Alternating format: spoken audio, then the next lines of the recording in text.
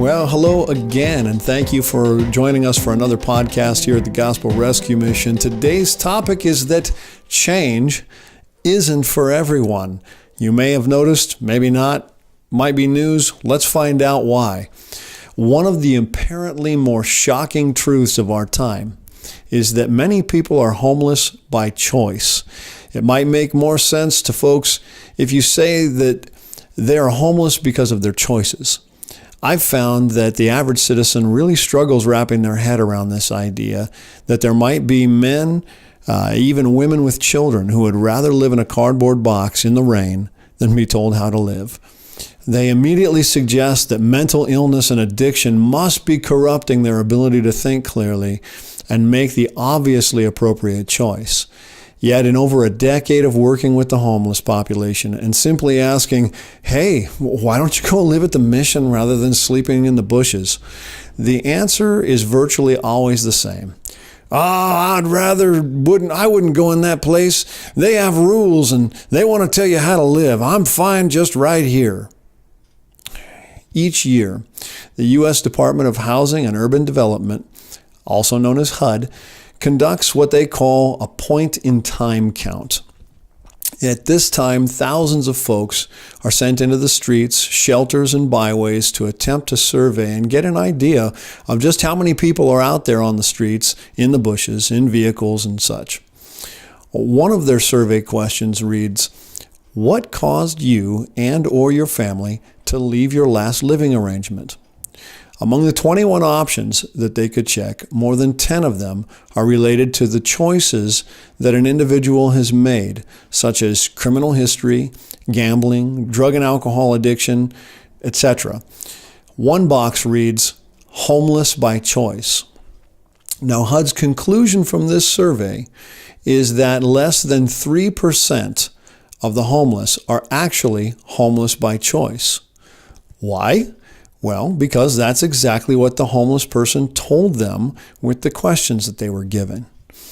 Now, experience tells me that if I ask a drug addict to check off a few boxes on a page to explain how you became a drug addict, I will simply get no helpful answer. It's very likely that the addict themselves may not be fully aware of how or why they are an addict. The same is true for the homeless person regarding their homelessness and how they got there. There are usually many influences working together, resulting in a person's being shunned from or inaccessible to all their natural support network.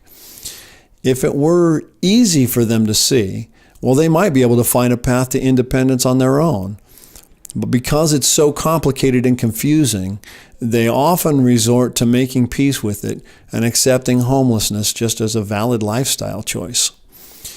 Still, if it's simply given boxes to check and asked if you could A, continue to be an addict, gamble, and engage in criminal behavior and have a house, or B, you could be homeless by choice, check which best explains your situation, I'm guessing that less than 3% of the homeless population would pick option B. My point is that apart from serious clinical mental illness and physical inability, neither of which make up the majority of the homeless population, homelessness has everything to do with choices. Many of them may seem unrelated on the surface, but any good counselor will recognize that the presentation problem is often not the problem itself, but it's simply a symptom. Here's David's example.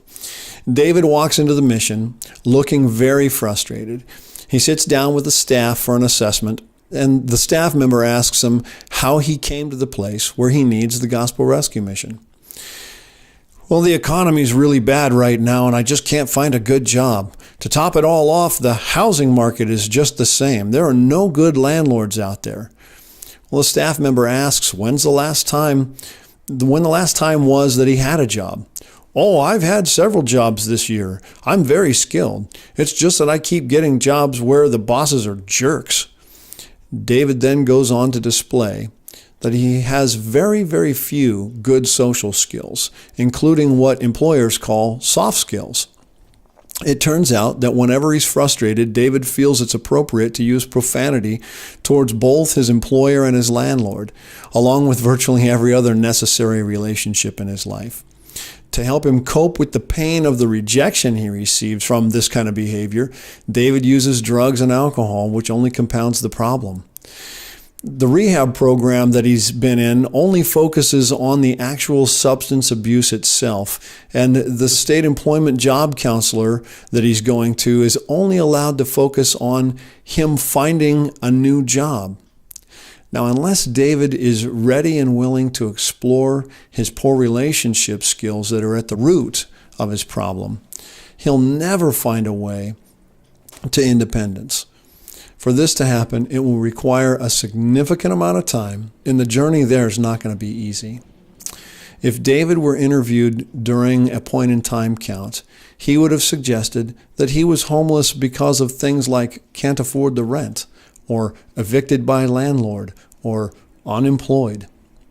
None of these would give insight into the real reason why David is homeless, because they all describe symptoms of a deeper problem. And it is one that David himself is totally unclear on.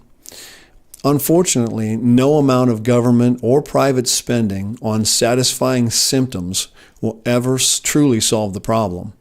The real solution will only become possible when David is truly ready to embrace change and is surrounded by people that are willing to tell him the truth about his behavior. At the Gospel Rescue Mission, our desire is to help individuals look past the symptoms and help them face the heart of the problem. Without this, we will never make a dent in the problem of homelessness. When you support the Gospel Rescue Mission with your prayers, volunteering your time, or contributing financially, you are helping to bring truth and love to the heart of the problem of homelessness. There you have it. There's another podcast in the hole for the Gospel Rescue Mission.